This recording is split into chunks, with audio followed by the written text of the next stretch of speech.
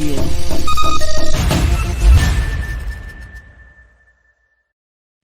Hello and welcome once again to the Sporting Limerick Breakdown. We discuss all things rugby and, of course, Munster related, as we will look at a preview of the Champions Cup as it kicks off this weekend and all the controversy surrounding Munster and COVID and their team selection ahead of the huge clash against Wasps this weekend. I'm now joined once again by Benjamin Geary. Ben, how are we feeling on this fine Friday? And yeah, let's you know what? We're going to jump straight into this. Because before we talk about COVID or the team selection, I just want to ask you straight away, how badly do you think we'll be beaten? I don't know. I wouldn't be that pessimistic about it. Yeah, it's definitely risky. It's definitely like looking at the team which just came out. Like there's a lot of experience there, but then again, there's a lot of unfamiliar names as well. Especially in the past. Yeah, like a prediction is almost out of the question. But at the same time, I've been diving into Wasps over the past few days, and like they're nothing special either. I'm not saying that we'll walk over them or it's going to be easy or anything like that, but there's a lot of weaknesses there. There's a lot of. I would agree. The one thing I would say is the pressure's on them. Pressure's on Wasps. Yeah, it's not a game they want to lose. Absolutely. Well, they're at home. You've a depleted Munster squad. Not only just depleted. Depleted is one thing. If it's injuries, etc., etc. This has been. It's a whole mood in the camp and everything that comes with it in the past week, 2 weeks or so. And yeah, it's a big advantage in a way to Wasp, but also a disadvantage, if that makes any sense to you. Because I just think now that Wasp. Well, look, are Munster expected to come away with a win? I would see Munster winning. Yeah, please, tell me. Yeah, I see Munster winning, to be honest, because there's a lot of experience there. I think that the guys who the less experienced guys who have been selected, I feel like they're really excited for it. Now that's a bit of a guess in my book, but at the same time, to get your debut for Munster in a Champions Cup game, it doesn't really get much better than that. Even though it's away, it's against a Wasp side that are very depleted. Like they've a lot of key injuries. The likes of Elliot Daly's gone, Nathan Hughes is gone, Malachi Fekitoa's gone. Like they're without the majority of their weapons. Looking back over the past few games that they've played in, like the tries they've had scored against them, this is Wasp now. Like they've been very soft. Their defense, I think I heard Shane Byrne on Off the Ball say that they don't have a defense coach. They haven't hired one. And you can see it. So like, I mean, I can see a lot of weaknesses there. No, they have threats too. They're well able to score tries, but I mean, I couldn't think of a better team to play for these young guys making their debut in the Champions Cup for the circumstances. Okay. Yeah. Fair enough angle. I mean, I don't know. I like. Would I be surprised if Munster won? No. Am I expecting them to win? No. Yeah. So that's fair enough as well. I think it's kind of a nice position to be in. For obviously, it's not ideal. None of this has been ideal, but I think it's not the scenario that comes in front of Munster now that is yet to be played out. Can be one that could look very, very good if they get a good performance and a win. Like it will, and I think quickly actually, what might be very, very to the advantage of, I suppose, Van Gran was if they pull this off. And I know you don't think Wasps are any great shakes, which is fair, but you still have to play who's in front of you. It's still the first game of the Champions Cup, so I think it could be good for him. It could be important for him to get a few people off his back, because lately there has been mumblings of him. There's been a few talks of Van Gran going to Bath, which isn't fantastic to hear. Like Bath have lost. How many games have they played? 11 games or 8 games or something like that, and they've lost all of them. They're looking to Leinster now tomorrow night. I don't know how that's going to go for them, but very well. So I mean, it's there seems to be a lot of question marks around the Munster backroom or the Munster coaching staff, but it's like, to be honest, even going back to Bath again, like there is a lot of. You definitely can't just dismiss them for who is on the pitch as well. Like even in their recent game against Worcester, which they narrowly lost by a point, like they kind of kept Ulster in the game a little bit, but there was still a lot of positives. Like some of their best attacking play came from the second row pairing of Elliott Stuke and Fafita, Vea Fafita. Sorry, those names just they confuse me. You're fine. But, Yeah, because you're so afraid of saying them wrong. But yeah, like those guys linked up for a great try in the midfield. Just Stuke broke the line and gave a great offload to the 9, who I don't have it written down who the 9 was now, but then he offloaded then to Fafita.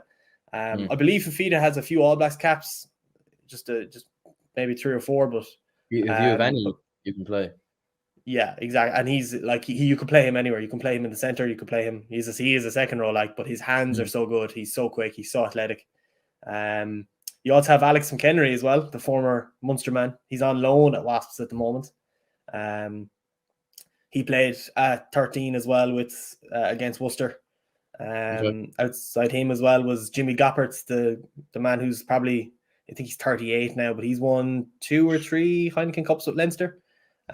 Just bringing a lot of experience. He's so consistent off the tee, and off the boot as well. So you never know, they could try and play a boring game, just kick to the corners, be strict with possession, try and hit us where it hurts, but and probably exploit the experience in the team too. Yeah. I'm just looking at it here. I have it up here. So Wasps are currently 9th. I mean, yeah, they're pretty low. Yeah, they're 3-8 in the Premiership. Like they're well able to score tries though. Like a lot of their results, like they lost to Glasgow. Sorry, all of the outside of maybe what about Leicester as well? Another story for another day. But their recovery has been kind of outstanding. Very good. But you've Leicester, Saracens, Northampton doing a decent job. Harlequins are obviously great to watch as well. Exeter will always be thereabouts, and then from there on, the standard kind of dips a bit, yeah. For London Irish, Newcastle, and Wasps. But what you were saying there is basically about Wasps is they can all play and going forward, and I think that the Premiership, a lot of teams are like that. It's just defensively, how good are they? How consistent are they, and how efficient are they? It's kind of the question I would raise towards them. Definitely, yeah. What do you think Munster need to do? I think the main thing is probably keep the ball out of Wasps' hands. As I said before, they're well able to score tries. Like a lot of their recent defeats have been quite narrow, except to Leicester, which they lost 55-7. But like Leicester are just on fire at the moment. Like they narrowly lost to Newcastle 34-27, which is narrowish. They lost to Quins by 10 points. They lost to Exeter 27-23. You know, there was another big loss then to Saracens, which was 56-15. So like there's a few kind of bad losses, but other than that, they're not losing by a whole lot. So you just need to keep the ball out of their hands, I think. Stick to what you're good at, kick to the corners and try and maul over. I noticed watching back a few of their games that their maul defense was a bit of a weakness, so probably that could be something that Munster could exploit. Minimizing risk. Effectively. Yeah, exactly. Play money ball. Just if your goal is to win, and even if Munster lose this game, and that's not a possibility we want to acknowledge quite just yet, but even if they lose it, it's not the end of the world, because you'll have to host them again in Tobin Park. You've got Castres the week after. Exactly. I think we should be beating Castres as well. I think. But look, this the beauty of this trophy, this European competition, is that you just don't know. So we will see. So I'm just going to run through this quickly. So this obviously came in, not even an hour ago, maybe 40 minutes ago, the Munster team. So I kind of want to hear your take on it. So Patrick Campbell, Andrew Conway, Chris Farrell, Damien DeLande, Keith Earls, Carberry, you've Murray, Kilcoyne, Scott Buckley, James French, Owen O'Connor, Tyburn, Peter O'Mahony as captain, obviously, John Hadnett and Daniel O'Keke. So a lot of experience, a lot of debutants, but still one or two experienced heads. Yeah, I feel like the likes of Daniel O'Keke, he's just been waiting for his first senior cap. I'm excited for him. Yeah, likewise. I feel like he could be playing against Zebre away on a Thursday night, or he could be playing he could be playing a Champions Cup game, which he is. I feel like he's just been waiting very patiently for his chance, and now he's after getting it. Yeah. Patrick Campbell will be interesting. I heard through training over the past week or so or maybe 10 days or what have you, but that in a lot of the training he's been in at fullback, so they seem to have been pretty confident about starting him from the get-go, which is interesting considering he's only been in the academy like a month, but or officially anyway. But more or less, yeah. They only announced him as a new academy recruit there. I'd say it was a month, 3-4 weeks ago maybe. But this is properly thrown into the fire, like, isn't it? Yeah, into the deep end. Fire, like. This is what, it really is. Like, my God. But then again, like, it's like attacking wise, I feel like he'll feel quite comfortable. Like, especially with Conway, Farrell, Dialande, you know, he's got a lot of support around him. But at the same time, like, it's Wasps out half, Moanga or Gophertz could just test him and keep kicking the ball to him and keep putting pressure on him. I think they will. I think they will too. I think that would be a good way to try and force a mistake or force an error. But then again, he could completely live up to the hype a little bit and live up to the pressure. So this is my point. So I think not that Munster have nothing to lose. Of course they have something to lose. It's called a game. If they lose it, they're in trouble. Yeah. But like, he's a loser. I mean, if these players come away and put in a performance, like it could be the start of a whole new. Like, I'm not saying every single player has to be 10 out of 10, but if a lot of the players show up, stand up, and get a victory, why can't this be the dawning of a new day for Munster? Like, you know, that's the way I would look at it. Yeah, if any other way, I'm going to be positive today. It's Friday, Ben. So yeah. I know, and like, to be honest, I'm quite confident too. Like, I feel like because Munster's squad depth has gotten so much deeper and gotten so much, I don't know, is there a better word for it? Like, but you've got a lot of guys there who deserve to be playing or who deserve to get their first cap and things. Even the likes of Jonathan Wren, who's probably been waiting longer. Out of all the inexperienced guys, he's probably been waiting the longest for his call up. Yeah. Like, he's an exceptional talent that has just been, like, he's kind of had a few injuries here and there that he's been trying to overcome, and obviously the Munster backline is very talented as it is. So, you know, it could be a blessing in disguise, as you said. But to be honest, I'm hopeful. So am I, to be honest. So am I. I don't see it. Yeah, I see it as an opportunity more so than a hammering. How's this gonna go? Yeah, I like. What way could it go? What way could it go? Yeah, no. To be honest, I put my money on Munster still, regardless. Even if I was a fan of another team, I'd still say Munster would. Sure. Could upset a little bit, but yeah, I agree.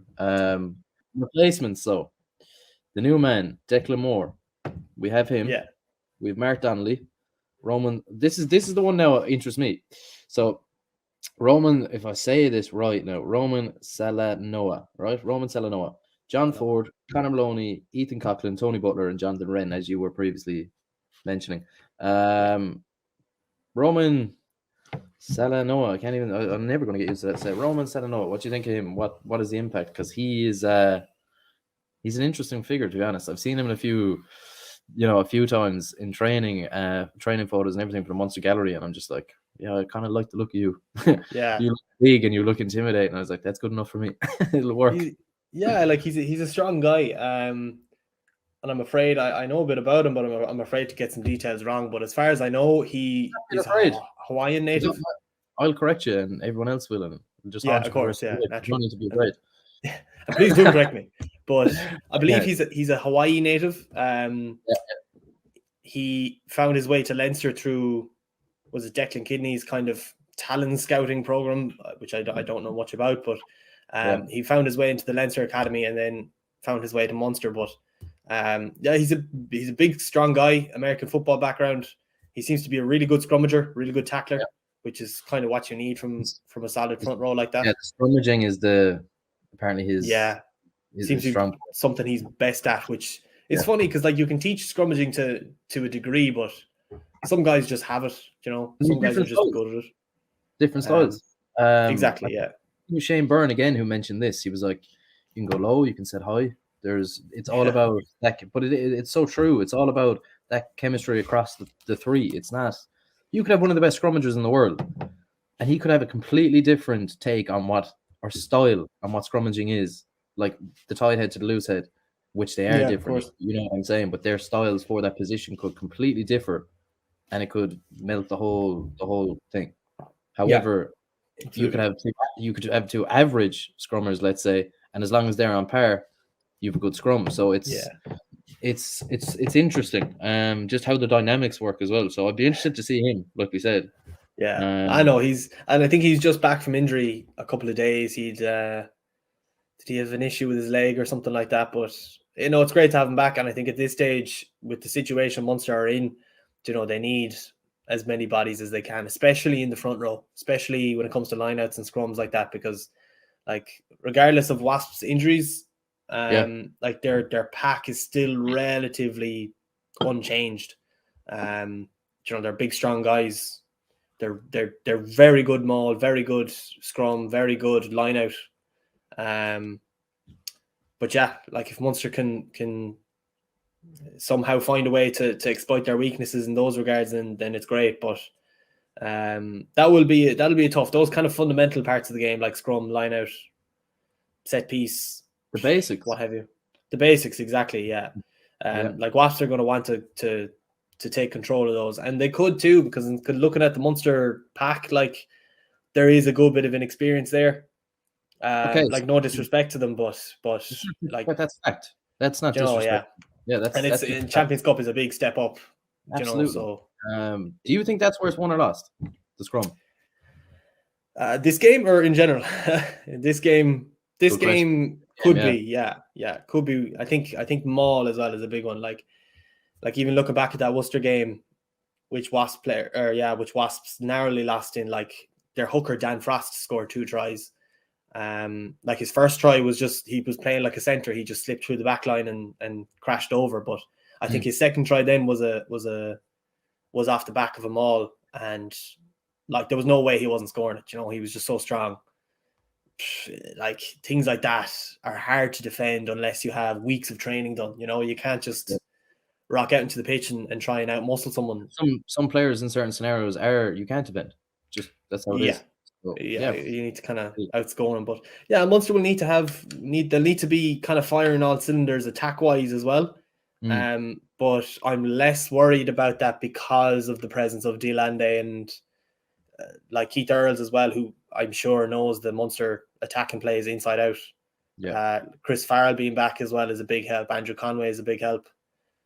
And you also have your starting halfbacks in Murray and Carberry, so the decisions made should be correct. This is where I wanted to, and it seems like we always go back to this, but why wouldn't we? He's kind of the 4 of our attack going forward for years to come now. So you know where I'm going to come, and it's Joey Carberry. Yeah.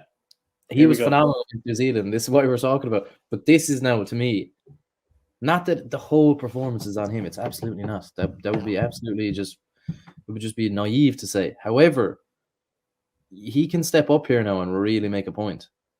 Yeah, this is the type of game where I think the halfbacks now could really control this. And if Carberry comes away with it, not even a dominating display, just do the basics well. If he does the basics well and Munster win, I will be impressed. Very impressed. Absolutely, yeah. And I think over the past month and a half, 2 months or so, whenever the Autumn Nations camp began, like I think it did him world of good in regards to confidence.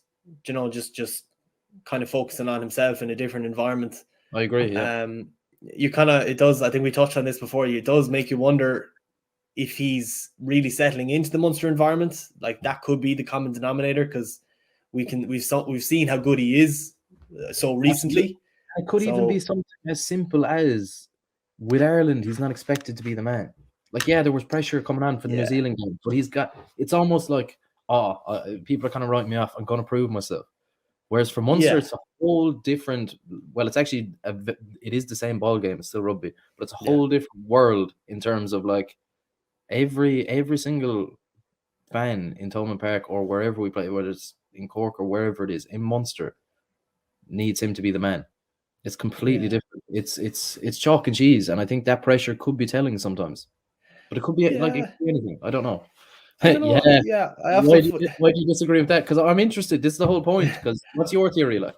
not that I disagree with it, but like I just find that in the games that we look at where he played well, it's often because he has a breakout action, like he gets an intercept and scores, like he did against Gloucester there a couple of years ago. Yeah. You know, like we don't really need that from him a lot of the time. We just need him to be consistent off the tee. You know, manage the attack, be correct when it comes to set pieces and things like that, make the right decisions. But at the same time, you're correct in many regards because it's not up to him. You know, you need good leadership from O'Mahony, just in regards to just making the correct decisions, whether to go for the post or to kick for the corner, and different things like this. But like, puck doesn't stop with Carberry. But he's a large part of. I can't even think of an analogy. He's a massive part of this engine, shall we say? He's integral to it. So exactly, absolutely. Basically, it's a bonus if the inexperienced debutants step up. It's a must that the experienced players step up. That's what it is. Exactly. They got to lead from the front. So quickly, we've covered this for 22 minutes. So we're going to move on to obviously all the other Irish provinces playing. So, and also I want to get into a nice few segments with you in terms of the fun stuff. I want to hear your predictions for the Champions Cup going forward. So quickly wrap this segment up. Is Ian Costello, is Van Gran, are they all getting a piece in the paper come Monday praising them, or what do you think? Just, I don't want a points difference, but win-loss, hit me.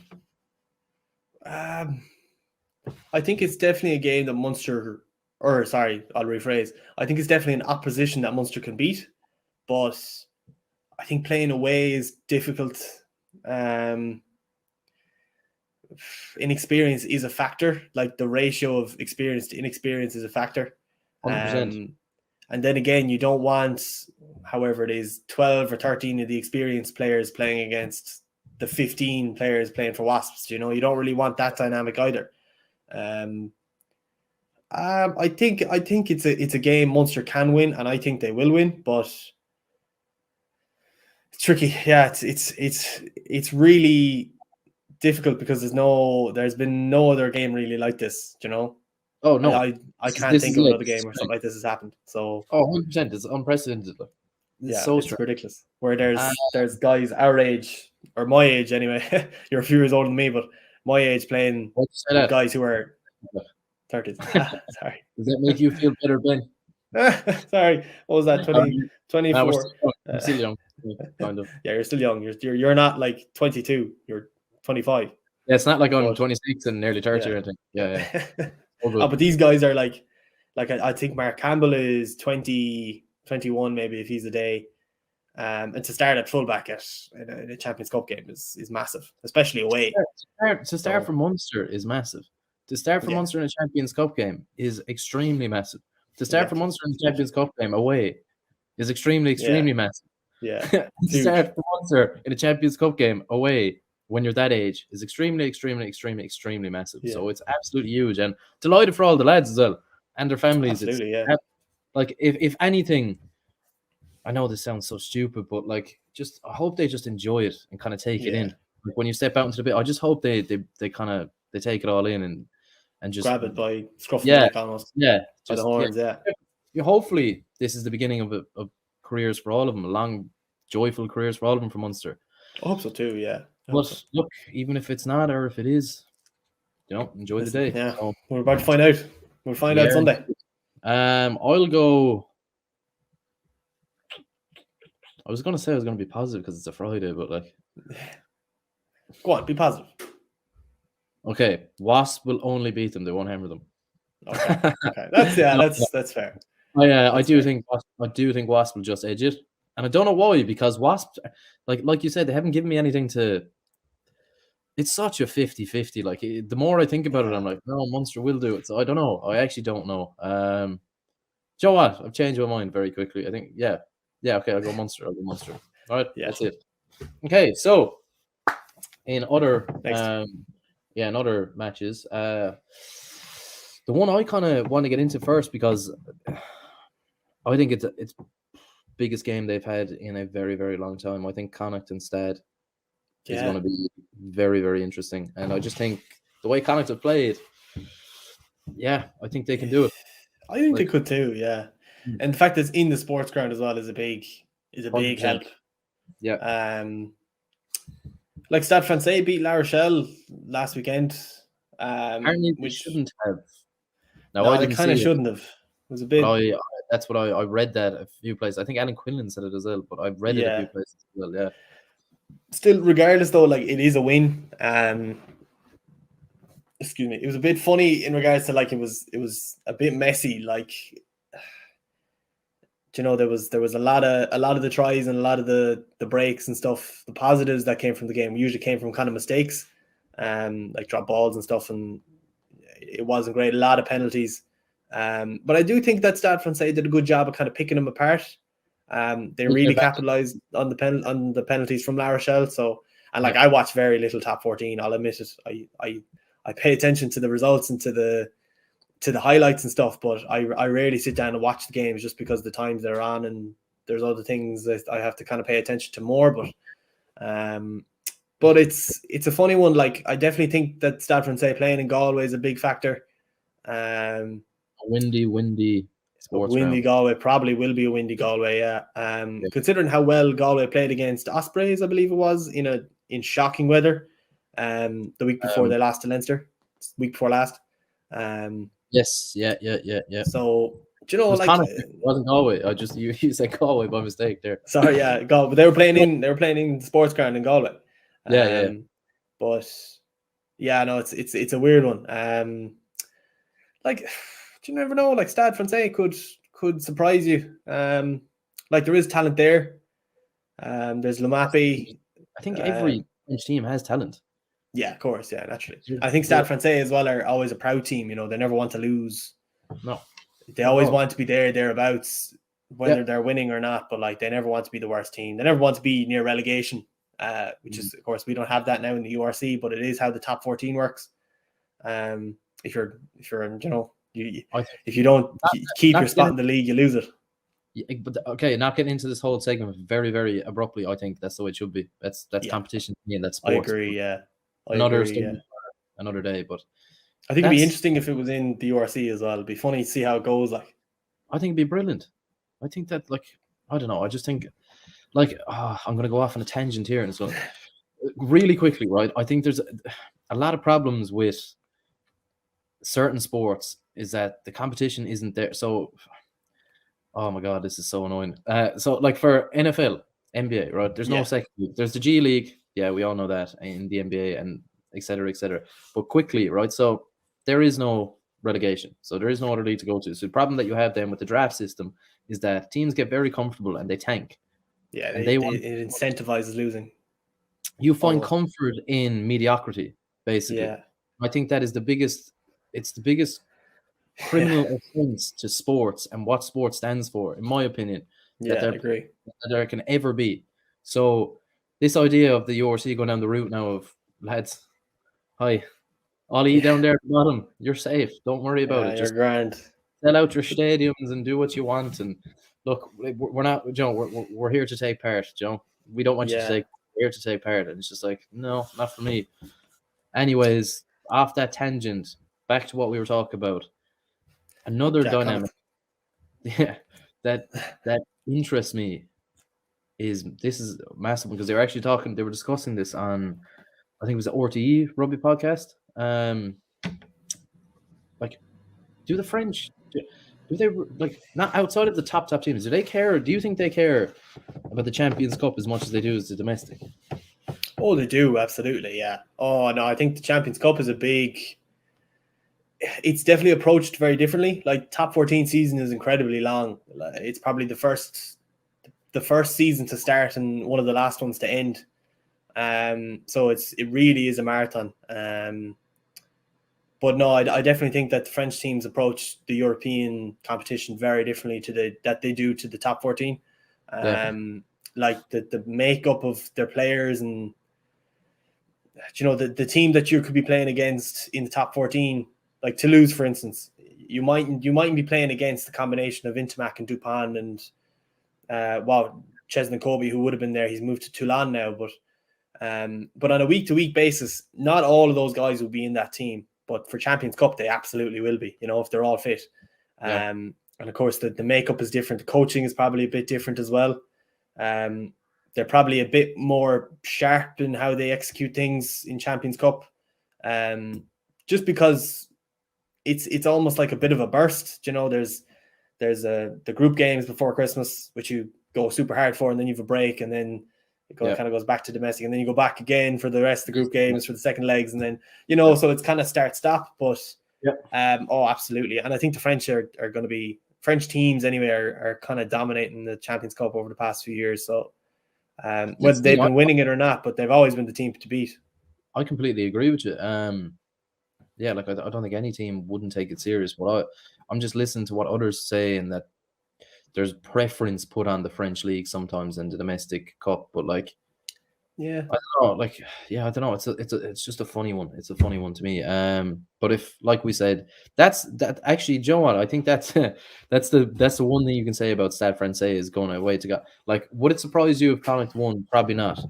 With their form and everything, would it surprise you if Stade Francais went to the sports ground and turned them over in style?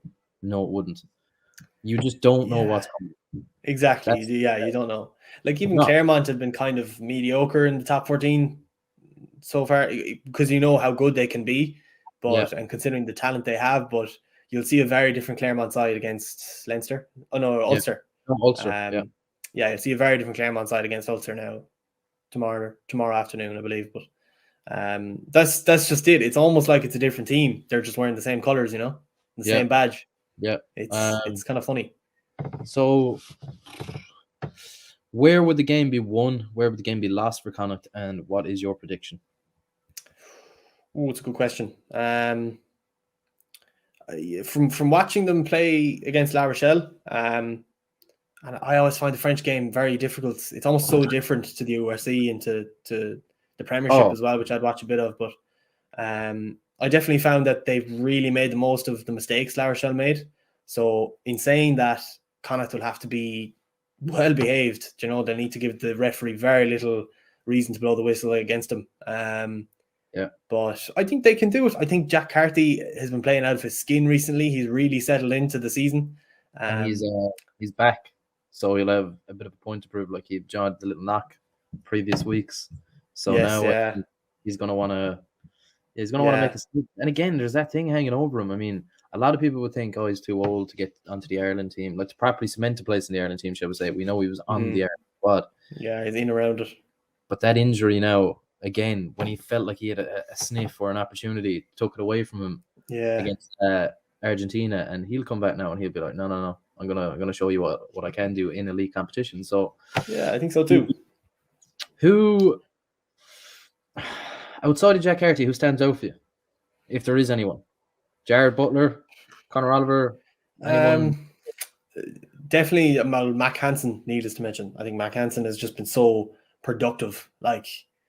He's really kind of, I know he was kind of hot and cold a little bit, and that sounds a bit harsh, but against Leinster, there was a few kind of times where he showed he was human, but and then again he also showed times when he was superhuman, when he scored in the corner over Jordan Larmour. But I think he can really make a difference for him. I think he's settled in so well to Galway, and the new challenge that's playing with Connacht's brought him. But I think he's a big one. I believe Bundyaki could be making a return. I'm not sure. Is he back from injury yet? Now I didn't see that anywhere. Actually, now I get it up. I think he's gone. He could be gone. I don't know if he's playing. I don't think he is. So it'll probably be Peter Rabb and Sammy Arnold in the midfield, which is a big midfield. Those are two big, strong guys. So I have it here for you. There is no Bundyaki. Yeah, no. I didn't think he would be, in fairness. Sammy Arnold, how did I neglected to mention him. He played well against Leinster. I feel like they kind of switched off a little bit. Not to be going on tangent now of reviewing that game, but it's all it matters. It is, it's all relevant. But I don't know. They'll definitely need solid The best midfield. way to look at the future, Ben, is to look at the past, and that's what you're. So it's so relevant. It's absolute Yeah. fact. So Yeah, but like I mean, they're big, strong guys. Like they should get over Stade Francais. But then again, Stade Francais midfield is just phenomenal. Like the ex All Black Lamape. I won't begin to pronounce his first name because I'll get it wrong. But they also have the Fijian. Speaking of names, I can't pronounce the Fijian second centre. He's playing with him as well. I'm not going to attempt to say his name, but yeah, like the midfield is probably where it could be won or lost for them, and just hold on to the ball and I think don't make any mistakes. I think what excites me is usually when French teams come to Ireland. Usually, not saying all, of course, every team is different, but a lot of Irish teams love to play slow ball, kicking game. Conor Murray and the boys.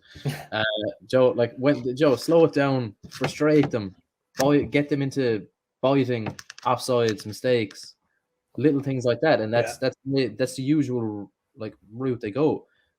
Marmion and Carthy, for me, have this kind of speed to their game and like dynamism that like I think will be very, very intriguing to see against the French defense. Like I just think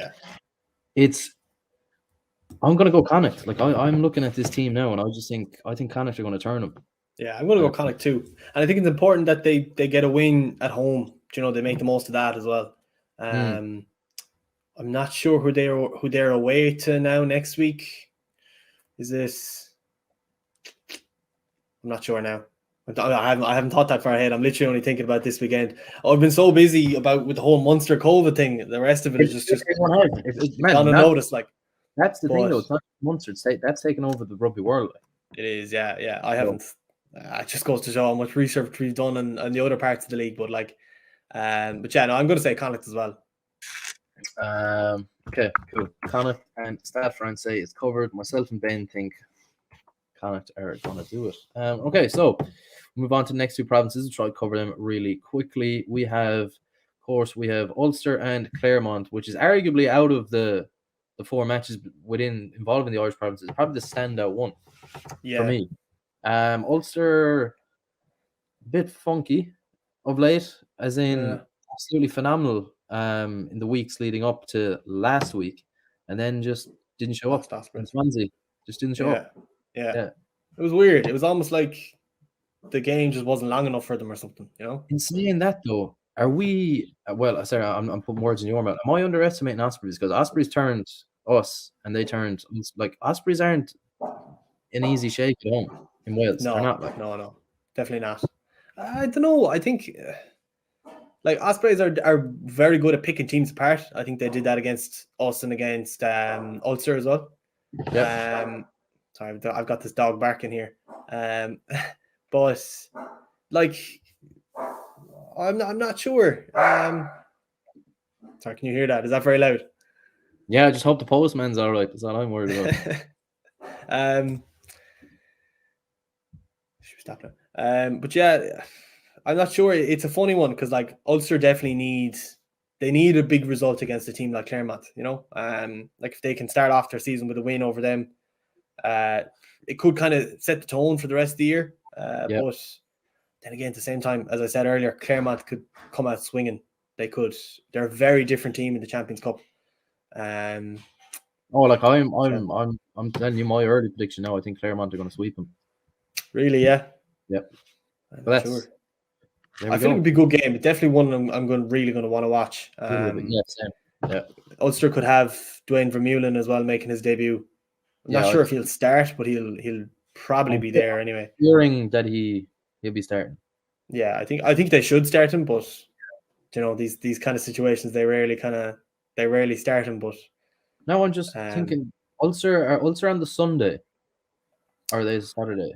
Ulster are Saturday. Right, so 2 seconds there because that has to be up. Oh yeah, surely. Yeah, so I just want to check on that point now because I think he has. It would be great to see him. See Vermeulen. I think he's going to be a frightening sight when he gets going. So no, I don't think there's any team. Ulster team news. Let's see. Oh, there is. Yeah, Joanne Vermeulen is starting number 8. Boom. There we go. That's exciting. Ethan McElroy, Stuart McCloskey, James Hume, Robert Balakoon, Mike Lowry. They're without Ian Henderson through injury, which is a big loss. When you think it just kind of from an organizational standpoint more than anything. Yeah. Just a solid player, very solid player. But yeah, no, that'd be a good game actually. That'd be a great game. I'm looking forward to it. And do you think... big Vermeulen starting, so that's better again. Yeah, it's exciting. Like, I'm just looking at it here. Like, yeah, Warwick, Herring, O'Toole, O'Connor, Treadwell, Ray, Simone, Vermeulen. Look at that, like in that team. It's so cool. Yeah. John Cooney, Billy Burns, McElroy, McCluskey, Hume, and Balakoon. Yeah, I just think Claremont have too much, personally. Yeah, we'll see. I mean, just like, in France. I mean, if it was Ravenhill, I'd be inclined to say, yeah, Joe. Yeah. I don't know. Look, it is tough. I'm leaning towards Claremont. What's your stance? I see where you're coming from, but I'm going to say Ulster because I think they really need a win. I think they saw how good they can be against Leinster, even though I think they probably felt that they should have beaten Leinster by more, or beaten them earlier in the game. But I think they really need a win, and I think the same also goes for Claremont. But I think Ulster could just about pip them. Okay, so far we have. I'm going Munster. You've gone Munster.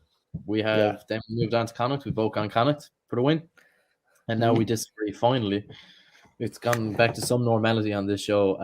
Is that I've gone Claremont and you've gone with Ulster men. Perfect. Right. Last but certainly not least, the best team in the country, Leinster. They probably they'll probably take your passport off you for saying that, Mark. Well, I think they am I wrong in saying this? They're the team to beat again for me. I know the French teams have dominated. I think Leinster this season will be the team to beat. And I know people look to form in the URC.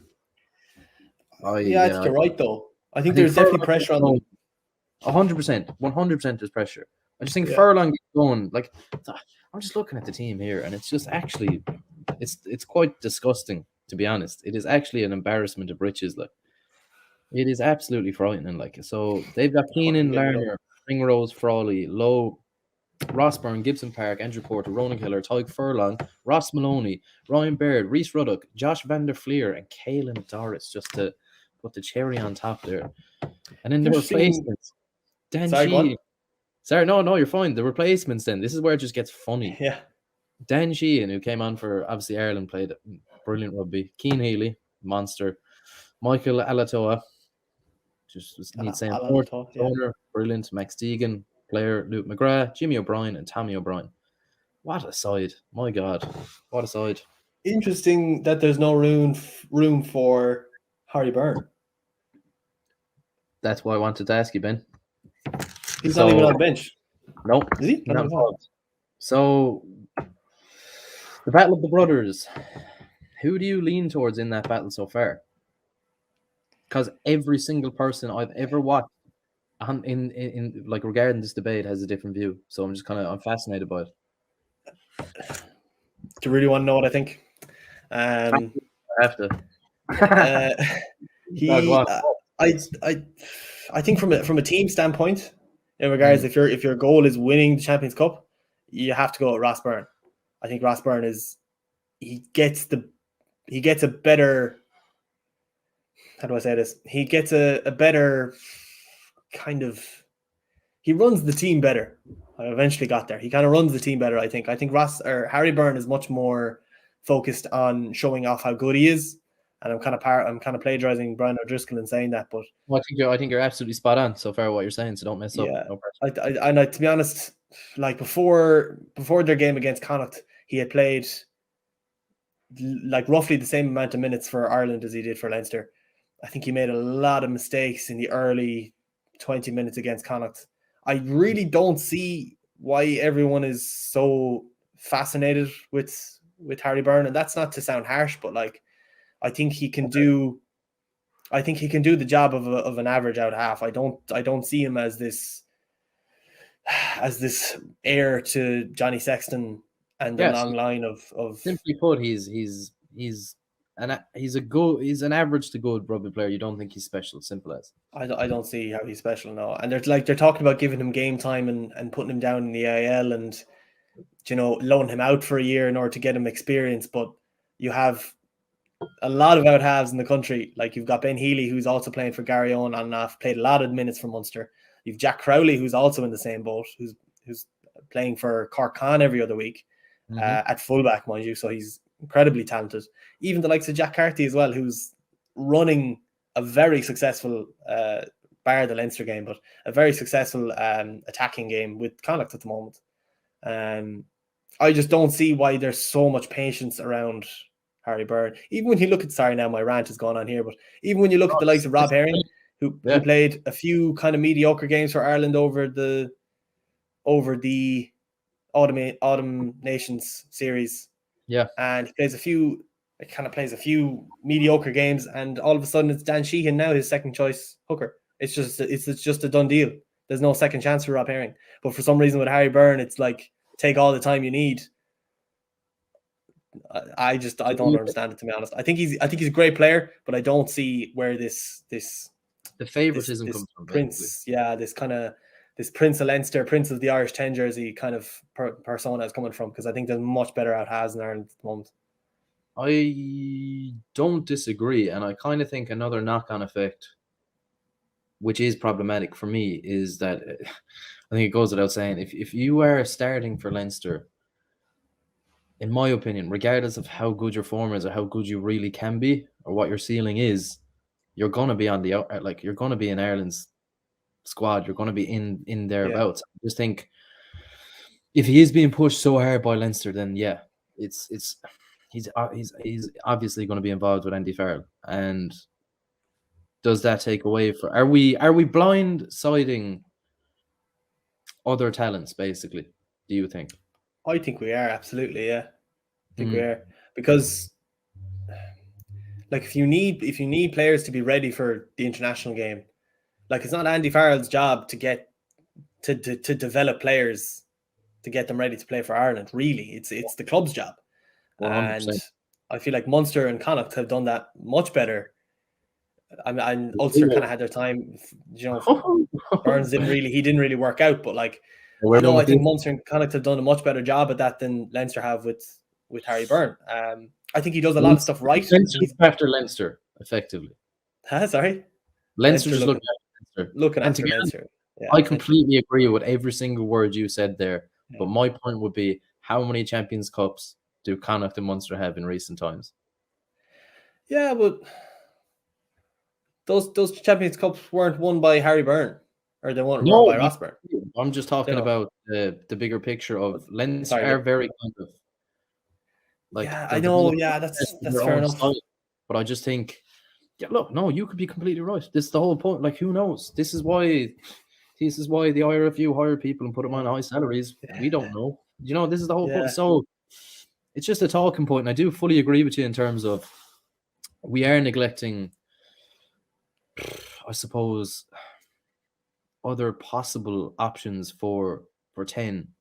But I don't know. I'm with you, though. I am with you in terms of, do I think he's great shakes? No, I don't. I don't see it. Do you want to hear this one? This one put a smile on your face for a Friday, Ben. I think Carberry is much better. Oh, yeah, definitely, yeah. Oh, but sure, Carberry's number 2. That's kind of a given also. Undisputed, but I just think there are a lot of Leinster folk now who would be like, no, I think he is a more developed game, or he can be better. He's more solid. He does the basics better. Carberry's too inconsistent. Blah blah. I think Joey. Carberry. I don't know. I think before the autumn internationals maybe, but I feel like that point is obsolete now. Yeah. Okay. So quickly, what are we? Geez, we've had. This has been so interesting. This is actually one of my favorite shows so far. It's been brilliant. Leinster bat. Hockey score. No, it's going to be Leinster. Yeah. Even though, you're almost afraid to say it because... Oh, I'm not. Karma's... I am telling you, it's going to be yeah, it's going to be ugly. Yeah, Like. Leinster are going to win, and like that's as far as I'm going to say. I'm not going to say they're going to trash them just in case, but I'm going to say they're going to trash them. Yeah, I think they will too. But be 30-40, like. Oof. Yeah, considering what they did against Connacht, and Connacht were playing well. I think anyway, I think they switched off a little bit too. But I just think Connacht were like everything. Styles make matchups, and that defense they're not shutting out any Leinster man. No, they're just not. No. Sorry, see you later. That pack as well is just there's such a difference in the pack. It's ridiculous. But yeah, it's a funny one. Yeah, no, Leinster are going to win. Is it home or away? Actually, I must check that. Leinster home. Also, it's on in the RDS, is it? Yeah. Well, that's why I'm Stadium. Actually, I'm looking at it here. Like I'm just like I just. Yeah. No. Well, I'm going Leinster anyway. Simplified. Yeah. Leinster. Yeah, Ben, Leinster. Leinster as well, I believe. Okay, so to finish off, I want to ask you maybe let's say 4 or 5 questions, and this is fun now because I can't wait to hear your responses on these. So 1, the simple one, the way too early prediction. Who's going to win it? Oh, the Champions Cup. It's hard not to see Toulouse going back to back, if not getting very close. Yeah, I'd say my first choice would be Toulouse, but at the same time, I think Leinster are up there. That's what I think. I think the French teams are amazing. I don't know why. Do you know what it is? It's purely just my gut that's actually telling me Leinster. I don't know why. I just think Leinster are going to do it this year. But go on, sorry. Yeah. I think it's going to be between Toulouse, Leinster. We don't really know how Claremont are going to shape up, or we don't really know how Exeter are going to shape up. Yeah. But they're the 4 teams that are kind of sticking out to me. But if I had to pick one, it would be Toulouse. If I had to pick 2, it would be Leinster. And then Claremont and Exeter fighting for spots 3 and 4. But my answer is, I know I've after giving you a few answers, but my answer is Toulouse. Okay.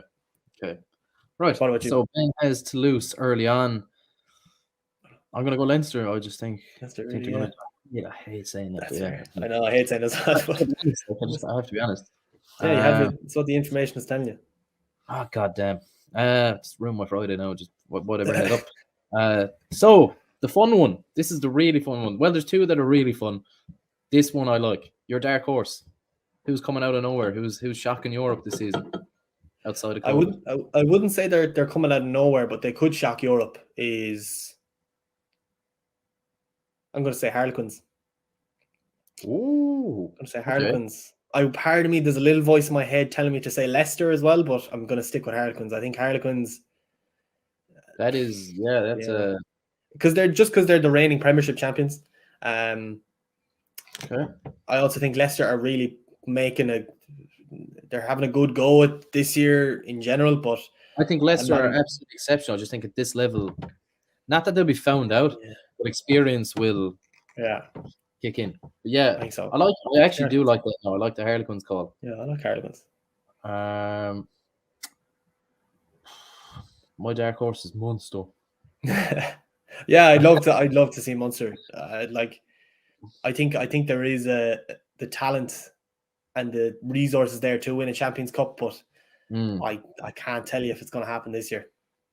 My dark horses don't really count as dark horses, though, do they? Because why not? I don't know. Because I was thinking Racing, but a bit, but a little bit, yeah. If I was to really go dark horses, I have a funny one in am I really going to say this? No, I was going to say Bristol. Who's Bristol? Yeah, I like Bristol too. I think they're not going to win it. I'm just thinking I'm just kind of saying it for the sake of saying it, really, if you know what I mean.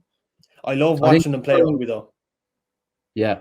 I really enjoy it. I don't even have a dark horse about. I'm inclined to agree with you, but don't. Yeah, I don't know. Nothing really. Harlequins. I took the good one. In fairness, Harlequins is the best one, but yeah, I'm going first now. Next time. Yeah, I'll ask you next week. Yeah, that's great. No, I think that's a great call. Harlequins. Jesus, that's a good call.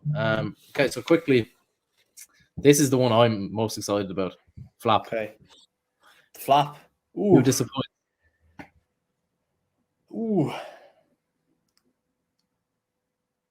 Sorry, I'm looking at my list here in front of me. Like who do I want to flap, or who do I think will flap? They're two very different questions. Who I think will flap would be the likes of everybody who's ever viewed this podcast for the past month knows who you want to flap. That is Leinster. Who I want exactly. Yeah, I want Leinster to flap. Who I think will flap is probably Sale. They have a lot of injuries. Okay. I don't know. Yeah, I don't think this year is their year. I've got a weird one for you. La Rochelle. No. Bang on. La Rochelle, was it? Really? I think tired bodies, tired minds. Yeah, true. I think it's one or two ways, isn't it? They'll have the hangover, or they're going to have the bit between the teeth. And Ron Rivera, to me, is one of the most impressive coaches there are on the scene at the moment. Yeah, it's going to be tough. It's the hard reset after a loss like that is going to be tough. So that. And a flap is probably very hard to say, because it's very, very hard actually, because they shouldn't have been there last year. No one thought it. So they were unbelievable, and they went beyond. Exactly. They exceeded expectations. So it's probably harsh out of me, but that's my gut. That's what I feel. Yeah, I know. Yeah, I see where you're coming from. And they do seem a bit tired. They do seem a bit kind of worn out from the whole. Yeah, just from losing back-to-back finals, like Champions Cup final and then a top 14 final, both against Toulouse and both at kind of the hands of Cheslin Kobe. Like, it's kind of hard to bounce back from, but like as you said, it might just drive them on. They might be the only team winning it this year, in hindsight. But I've really set myself up for that one. Massively. I know it's good though. It's interesting. It is interesting. And that happens too, Of course, it's just unpredictable. That's the beauty of it. That is the beauty of it. That's why we love it. Last but not least, player of the tournament. Either not to win it, but to watch out for, in your opinion. That's a good question. I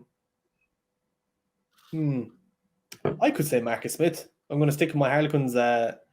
The Harlequins bug at the moment, I think, could be Marcus Smith with Harlequins. Love that shout. Yeah, I think he could be the one to watch. I feel like he could really be taking this by kind of the scruff of the neck, because he's gonna be England's middleman kind of for the Six Nations, because Owen Farrell's injured.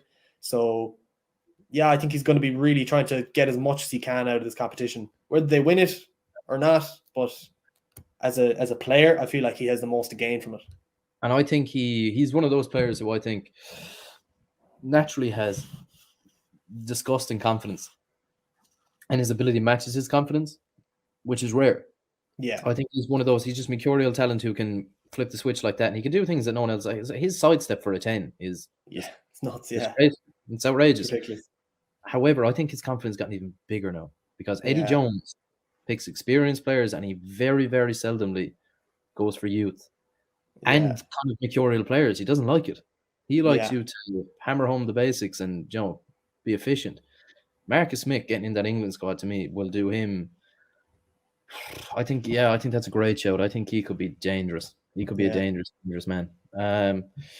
Who do I think will be the man to watch? Harry Byrne, Ross Byrne, two of them. Just both of them, like. obviously not. I'm just trying to know you.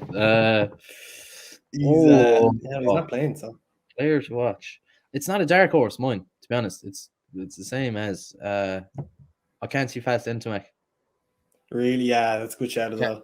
Can't see past. I can't. To me, he's a standout at the moment, and he's just in scary form. And I think it's crazy how relaxed he is. But that's what it is. Like, that's what against New Zealand, and I hate to go back to it, but that is just anybody else in world rugby, any coach from any age would be like, you do that again, you're getting so far off the pitch, it's ridiculous.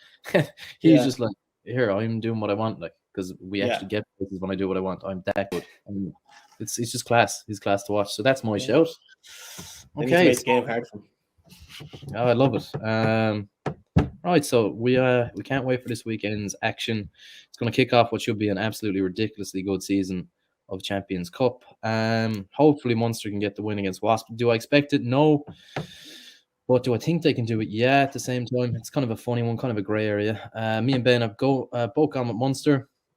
And we think that this weekend will say it's going to tell a lot about all Irish provinces, really, in all the games, because they're all very intriguing games and matchups. But yeah, that kind of covers us. So I've been Mark Reilly. My good friend has been Benjamin Geary, his good old self.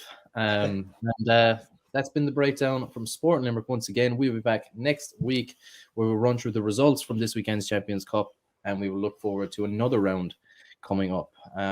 Wish you all the best, folks, and thanks again for tuning in. Preview.